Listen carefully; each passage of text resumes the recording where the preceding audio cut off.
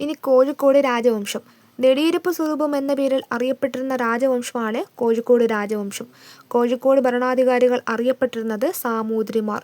ഇബൻ Battuta തൻ്റെ കൃതികളിലൂടെയാണ് സാമൂതിരി എന്ന പദം ആദ്യമായി പരാമർശിച്ചത്.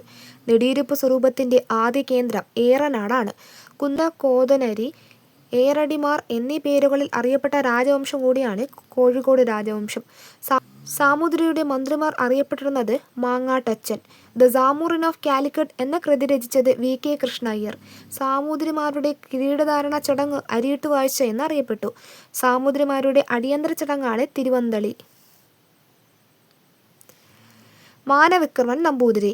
കോഴിക്കോട് തളിക്ഷേത്രത്തിലെ പണ്ഡിത സദസ്സായ രേവതി പട്ടദാനം ആരംഭിച്ച രാജാവാണ് മാനവിക്രമൻ നമ്പൂതിരി. അനർഘരാഘവം എന്ന നാടകം രചിച്ച സാമൂതിരി രാജാവാണ് ഇദ്ദേഹം. വിക്രമീയ എന്ന കൃതി രചിച്ച സാമൂതിരി രാജാവാണ് ഇദ്ദേഹം.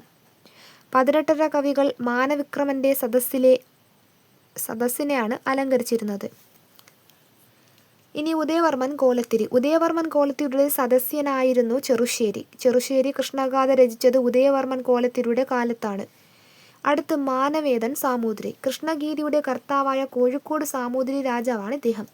കൃഷ്ണനാട്ടത്തിൻ്റെ ഉപജ്ഞാതാവ് എന്നറിയപ്പെടുന്ന സാമൂതിരി രാജാവാണ് ഇദ്ദേഹം. ഇനി കൊച്ചി രാജവംശം. പെരുമ്പടമ്പ് സ്വരൂപം എന്ന പേരിൽ അറിയപ്പെട്ടിരുന്ന രാജവംശമാണ് കൊച്ചി രാജവംശം. മാടരാജ്യം, ഗോശ്രീ രാജ്യം, കുറൂർ സ്വരൂപം എന്നിങ്ങനെ അറിയപ്പെട്ടിരുന്ന രാജവംശം കൂടിയാണ് കൊച്ചി രാജവംശം. മാടഭൂപതിമാർ എന്നറിയപ്പെട്ട രാജവംശം കൂടിയാണ് കൊച്ചി രാജവംശം. പെരുമ്പടമ്പ് സ്വരൂപത്തിൻ്റെ ആദ്യത്തെ തലസ്ഥാനം ചിത്രകൂടം. കൊച്ചി രാജാക്കന്മാരുടെ കിരീടധാരണ ചടങ്ങ് നടന്നിരുന്ന സ്ഥലമാണ് ചിത്രകൂടം. കൊച്ചി രാജ്യത്തിൻ്റെ തലസ്ഥാനമാണ്. ആദ്യകാല തലസ്ഥാനം വെന്നേരിയിലെ ചിത്രകൂടവും പിൻകാല തലസ്ഥാനം മഹോദയപുരവുമാണ്. കൊച്ചി രാജാവിൻ്റെ ഔദ്യോഗിക സ്ഥാനമാണ് പെരുമ്പടപ്പ് മൂപ്പൻ. കൊച്ചി നാട്ടുരാജ്യത്തെ മന്ത്രിമാർ പാലിയത്തച്ഛന്മാർ എന്നറിയപ്പെട്ടു. താലൂക്കുകൾക്ക് സമാനമായി കൊച്ചി രാജ്യത്തിൽ നിലനിന്നിരുന്ന ഭരണഘടകമാണ് കോവിലകത്തും വാതുൽക്കൽ. കൊച്ചി രാജാവായിരുന്ന കേശവരാമവർമ്മയുടെ കൊട്ടാര സദസ്സിലെ പ്രശസ്ത കവികളാണ് മയമംഗലത്തു നാരായണനും ബാലകവിയും.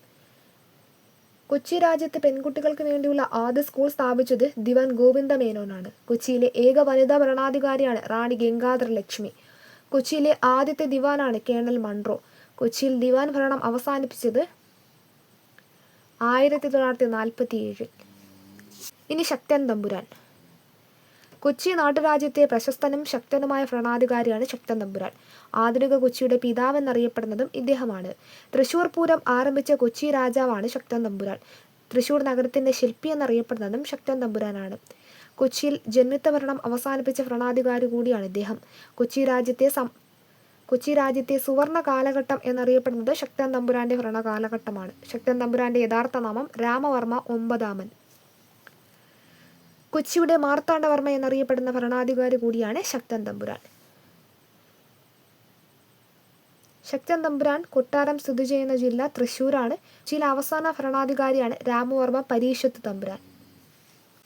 ഇനി അടുത്ത് സാമൂഹ്യ മത നവോത്ഥാന പ്രസ്ഥാനങ്ങൾ.